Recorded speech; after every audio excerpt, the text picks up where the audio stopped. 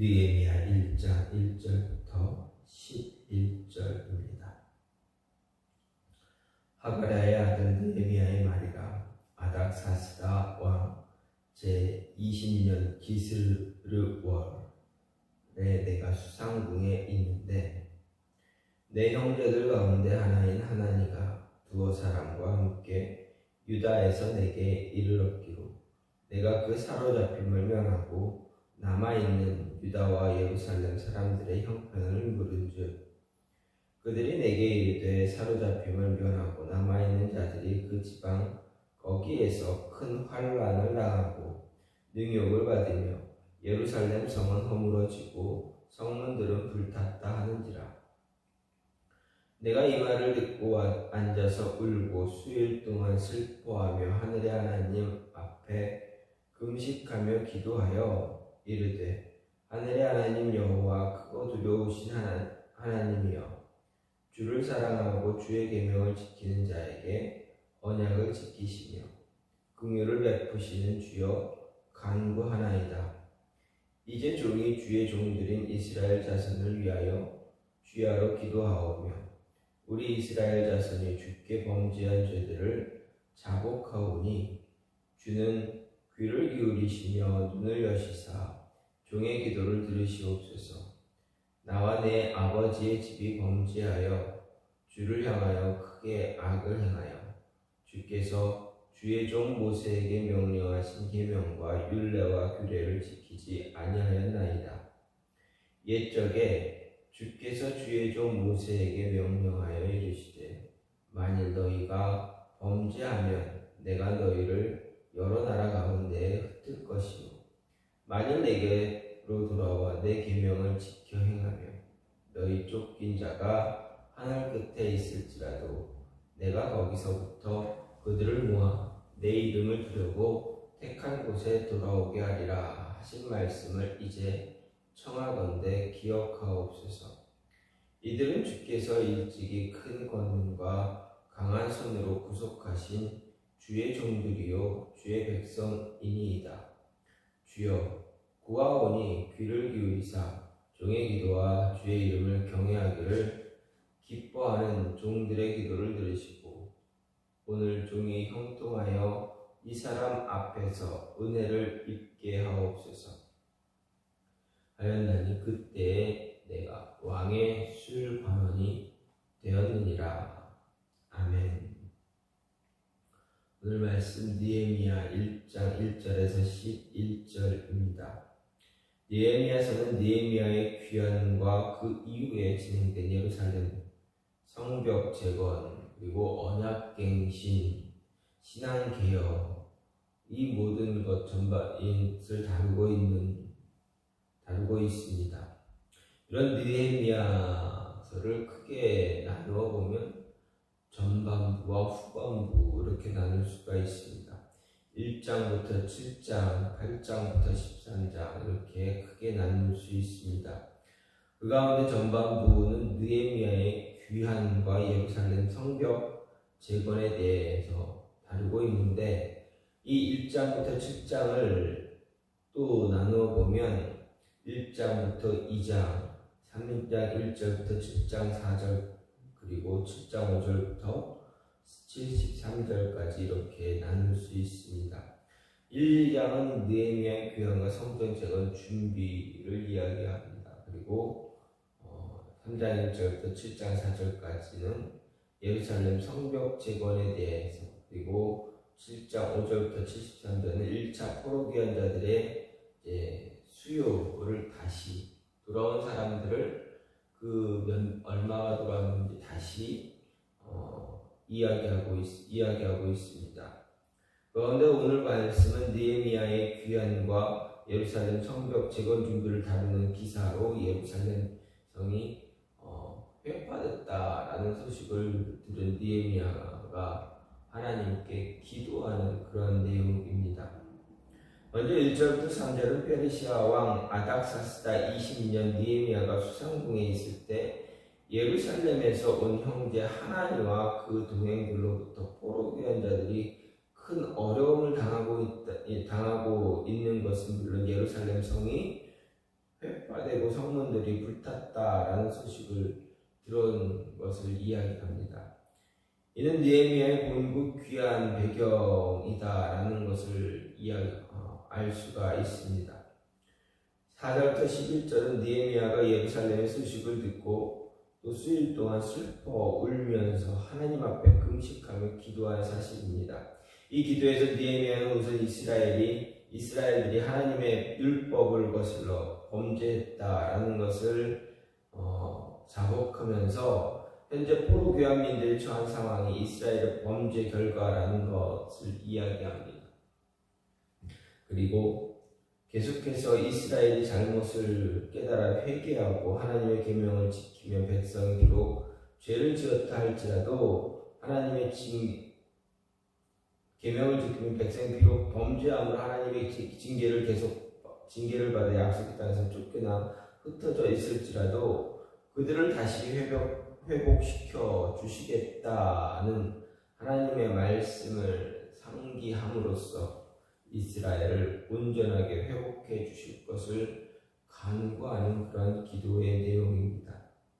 또한 그 일을 이루기 위해서 자신으로 하여금 아닥사스다 왕의 은혜를 입고 고국으로 돌아갈 수 있도록 해달라고 간구합니다. 특별히 느헤미야는 그의 기도 마치는 말미에 자신이 당시 왕의 술관원으로 옹직하고 있었다라는 것을 이야기하는데, 이는 그가 자기 임의로 귀환할 수 없는 처지였지만 하나님께서 왕의 마음을 움직여 왕의 측근이었던 자신의 신분을 이용해서 예루살렘 성벽 재건에 기여할 수 있었다라는 것을 이야기하고 있습니다. 한편 느헤미야가 예루살렘 회파 소식을 들을 때는 앞에서 언급한 대로 아닥사스다 왕 20년 말입니다. 그런데 그가 들은 예루살렘 성 회파 소식은 예루살렘 멸망 당시 예루살렘 성이 파괴된 것과 관련된 것은 아닙니다. 이는 아닥사스다의 제위 초기에 있었던 일입니다. 알다시피 고레스의 포로 귀환과 예루살렘 성전 재건 명령에 따라서 1차 귀환 이스라엘 자손들은 이듬해부터 성전 재건 공사를 시작했습니다. 하지만 성전 재건 공사는 사마리아인들이 중심이 돼서 그들이 방해를 했고 겨우 지대만 놓은 상태에서 16년이나 중단되었습니다. 그러다 학개와 스가랴 선지자들의 동료로 이스라엘 자손들은 다시 성전을 재건하기를 시작했고, 하나님의 도우심 가운데 공사 재개 4년 만에 제2 예루살렘 성전이 완공이 되었다라는 것입니다. 그리고 이후 이스라엘은 그들의 공동체를 위협하는 대적의 공격에 대비하기 위해 예루살렘 성벽을 다시 쌓기 시작했습니다. 하지만 성벽 재건은 성전 재건 때보다 더 큰 방해를 받았습니다. 대적들은 아하수에로 왕 때 예루살렘 성벽 재건을 방해하기 위해 왕에게 상소를 올리기도 하고, 아닥사스다 제위 초기에 이스라엘이 예루살렘 성벽을 재건하는 것이 페르시아를 반역하기 위한 것이라는 거짓말로 고소까지 했습니다. 결국 성벽 재건 공사는 아닥사스다의 지시로 중단됐고, 당시 재건된 부분까지도 대적들에 의해 회파되는 지경에 이르게 된 것입니다. 이러한 소식을 느헤미야가 들었다라는 것, 그리고 오늘 말씀이 바로 그 소식을 들은 것입니다. 성벽이 대적들에 의해서 다시 무너졌다라는 이야기입니다. 이러한 말씀을 보면서, 이러한 배경을 생각하고 오늘 말씀을 보았을 때, 성벽이 무너졌을 때 느헤미야가 취한 행동은 바로 하나님 앞에 기도하는 것이었습니다. 그런데 이 기도를 할 때 특징을 보게 되면, 그동안 자신의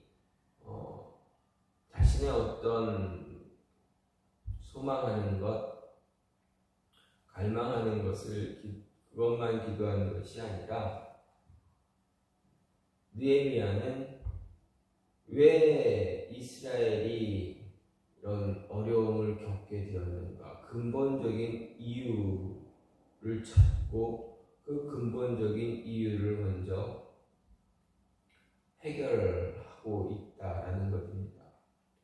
이스라엘 성전과 성벽이 무너지고 이스라엘이 포로로 끌려갔었던 근본적인 이유는 무엇입니까? 하나님께 죄를 지은 것입니다. 온 민족이 죄를 지었기 때문에 하나님의 심판이 임했다. 그러니 하나님 우리 조상들의 죄를 용서해 달라. 이렇게 고백하고 간구하고 있다라는 것입니다.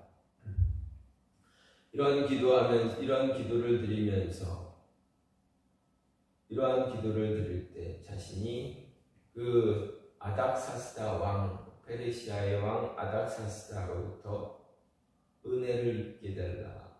은혜를 입게 주어서 내가 돌아가 성벽을 재건할 수 있게 해달라라는 기도가 되어집니다.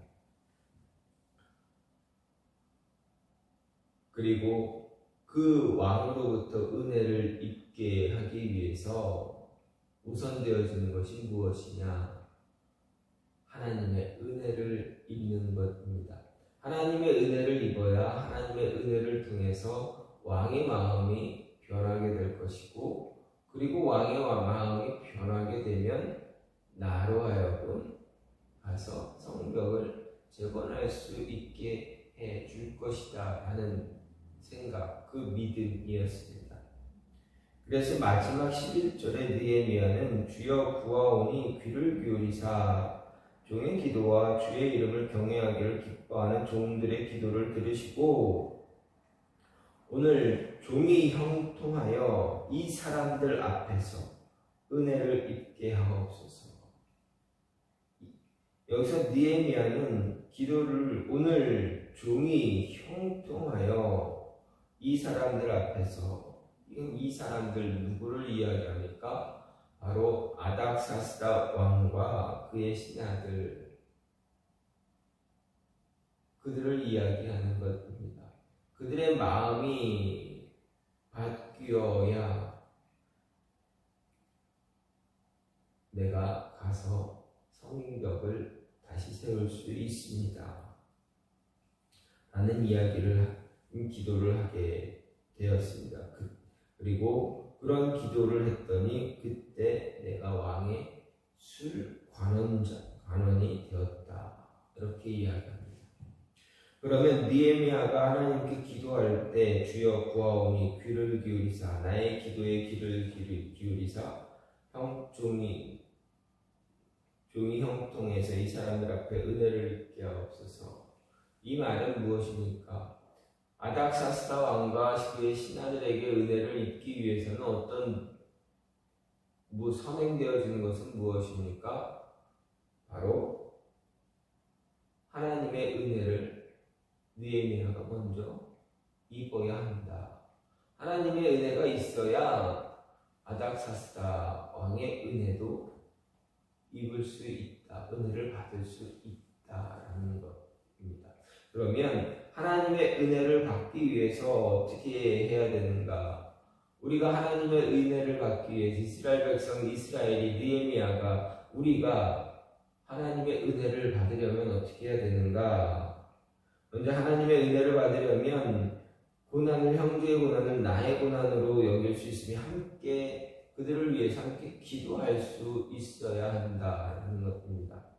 하나님의 은혜가 우리의 삶에 임하게 하기 위해서는 나 자신만을 위한 기도가 아니라 내 형제들, 내 주변에 있는 분들, 함께 기도하는 동역자들, 믿음의 동역자들, 그들을 위해서 먼저 함께 기도할 수 있는 그 모습이 필요하다라는 것입니다.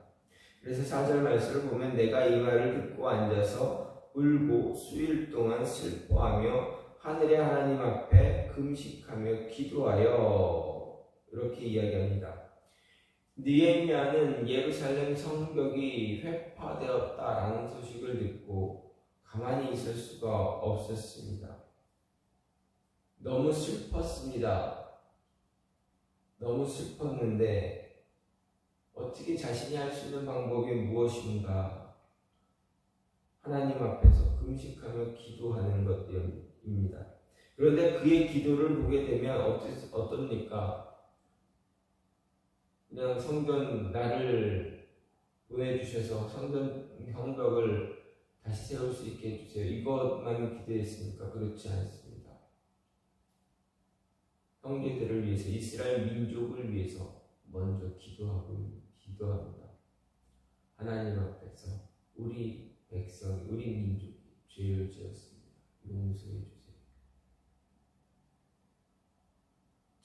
지금 현재 있는 백성들을 위해서만, 민족들을 위해서만 기도하는 것도 아닙니다. 우리 조상들이 우리 조상들이 지었던 그 죄, 과거의 죄부터 회상하면서 하나님께 고백하며 간구하는 기도를 드리고 있다라는 겁니다. 그래서 하나님의 은혜를 얻기 위해서, 은혜를 받기 위해서라면 지금의 죄, 지금의 모습만 기도하는 것이 아니라 과거 잘못했던 모든 것들을 다 하나님께 자복하고 용서를 구하는, 은혜를 구하는 모습이 있어야 한다. 나 자신의 그러한 모습만을 위해 기도하는 것이 아니라 자신의 조상들, 자신의 이웃 형제들, 그들의 죄까지도, 그들의 모습, 그들이 잘못했던 것을 하나님께 모두 다 고백하며 용서를 구해야 한다라는 것입니다. 내 자신을 위해서만 은혜를 입게 해달라 하는 것이 아니라 이 민족 전체를 위해서, 내 가족만을 위해서가 아니라 이웃들을 위해서, 이 사회를 위해서, 교회 공동체를 위해서, 하나님의 백성들을 위해서, 이 나라를, 온 세상을 위해서 기도할 줄 아는 그 모습이 있어야 한다. 그 모습이 있을 때 하나님은 은혜를 허락해 주실 것이다 라는 것입니다. 또 한 가지는 하나님의 은혜를 잊기 위해서는 좀 전에도 말씀드렸지만 죄를 자복해야 합니다. 죄를 고백하고 회개해야 한다라는 것입니다. 6절 말씀을 보면 이제 종이 주의 종들인 이스라엘 자손을 위하여 기도하오며 우리 이스라엘 자손이 주께 범죄한 죄들을 자복하오니 주는 귀를 기울이시며 눈을 여시사 종의 기도를 들으시옵소서. 나와 내 아버지의 집이 범죄하였나이다. 7절 주를 향해 큰 악을 향한 주께서 종 모세에게 명령하신 계명과 율례와 규례를 지키지 아니하였습니다. 어떤 죄를 지었느냐? 하나님이 우리에게 주신 계명과 율례, 규례를 지키지 않았습니다. 철저하게 죄를 지은 이유, 어떻게 해서 죄를 지었는가, 왜 우리가 죄를 짓게 됐는가, 하나님이 진노하시고 심판하시고 징계하신 이유가 어디에 있는가, 그 모습을 철저하게 고백하고 있다라는 것입니다. 그 모습을 철저하게 하나님께 기도하고 고백하지 않으면 해결될 것이 없기 때문에 그렇습니다. 이것은 우리 스스로 개개인에게도 마찬가지입니다. 하나님과의 1대1의 관계 속에서 그 하나님께 은혜를 얻기 위해서, 하나님의 은혜를 입기 위해서는 철저하게 우리 안에 있는 죄의 모습을 하나님께 고백해야 하는 것입니다. 하나님께 회개하지 않으면 하나님의 은혜가 임하지 않는다. 그러면 철저하게 하나님께 죄를 고백해야 합니다. 마지막으로 하나님의 은혜를 입으려면 어떻게 해야 됩니까? 하나님께 돌아와 하나님의 계명을 지켜야 한다라는 것입니다. 9절 말씀을 보면 만일 내게로 돌아와 내 계명을 지켜 행하면 너희 쫓긴 자가 하늘 끝에 있을지라도 내가 거기서부터 그들을 모아 내 이름을 두려고 택한 곳에 돌아오게 하리라 하신 말씀을 이제 청하건대 기억하옵소서. 무슨 말입니까? 이 과거 하나님께서 모세에게 명령한 내용입니다.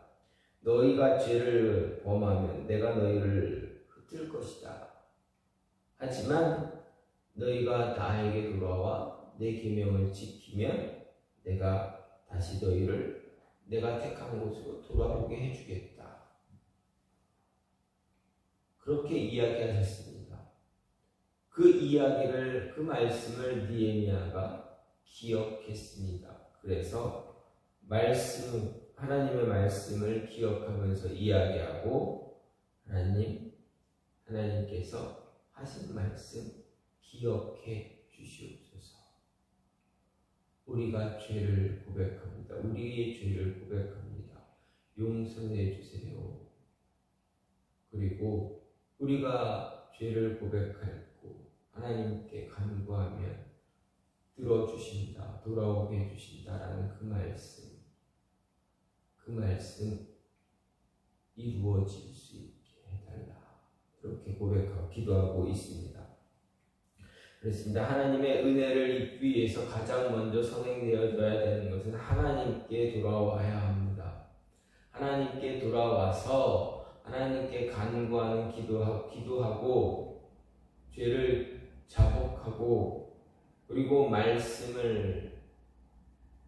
하나님의 계명을 하나님의 율례와 규례를 지켜야 하는 것입니다.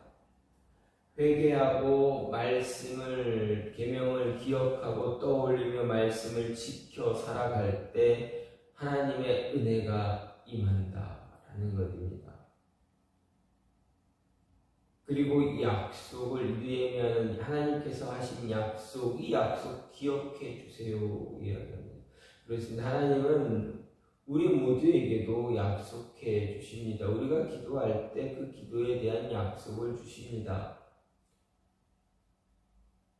그때 우리는 어떻게 될까? 하나님 우리에게 하신 말씀, 과거 내가 하나님께 기도하고 내가 하나님 앞에서 헌신을 다하고 열정을 다하고 내가 하나님의 일을 하겠습니다. 열심을 다하겠습니다. 라고 기도할 때 주신 그 말씀 기억해 주셔서 그 말씀 이루어 주세요 라는 기도가 우리에게 있어야 한다라는 것입니다. 느헤미야는 바로 그것을 언급하고 있는 것입니다. 하나님께서 이미 약속하신 그 말씀 지켜달라. 우리가 회개하고 하나님 말씀에 붙잡혀 살도록 노력할 테니 하나님 약속하신 것 다시 한번 기억해 주셔서 우리에게 은혜를 주세요 하는 것입니다. 그렇습니다. 하나님의 은혜를 얻기 위해선 이러한 모습이 필요하다. 이 모습이 저와 여러분 안에서도 있어야 하는 것입니다.